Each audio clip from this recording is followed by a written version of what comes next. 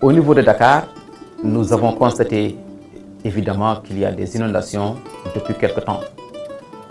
Et particulièrement cette année, ces inondations ont occasionné des catastrophes énormes. Mais il faut comprendre que les inondations font partie d'un phénomène naturel. Mais, depuis que nous avons constaté l'impact des changements climatiques, surtout en Afrique occidentale, nous avons vu, du point de vue scientifique, que nous vivons désormais dans une dualité climatique. Soit ça pleut trop, ou ça ne pleut pas assez. Dans tous les cas de figure, c'est quand même assez compliqué pour les sociétés humaines. Mais à Dakar, les inondations font partie des conséquences d'un mauvais aménagement du territoire.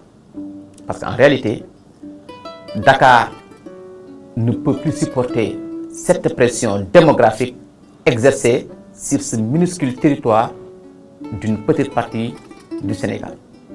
Naturellement, s'il pleut et qu'il y a cette question d'imperméabilité des sols, on ne peut que constater un ruissellement assez excessif de l'eau de pluie, donc qui va affecter fondamentalement les maisons, les infrastructures, donc les sociétés. Du coup, Dakar étant déjà dans l'eau, fait partie de la presqu'île du Cap-Vert, nous avons donc des nappes déjà affleurantes, et s'il s'y ajoute que nous enregistrons au niveau de cette partie du Sénégal des averses assez conséquentes, forcément avec l'évaporation assez faible, le taux de ruissellement va être énorme. Ce qui constitue ce que nous voyons aujourd'hui, les inondations. Alors, est-ce que les inondations peuvent justement être classées du point de vue des causes naturelles?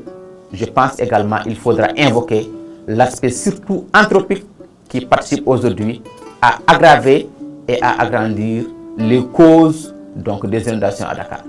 C'est pourquoi Dakar, même s'il pleut peu au niveau du Sénégal, même si nous avons des années de sécheresse, dès lors qu'il y a quelques quantités de pluie à Dakar, l'eau va ruisseler et ça va donc affecter les maisons. Parce que les gens sont parvenus, quoi que l'on puisse dire, à mettre leur aménagement dans des zones non édificantes et du coup, fondamentalement, l'eau va trouver son chemin.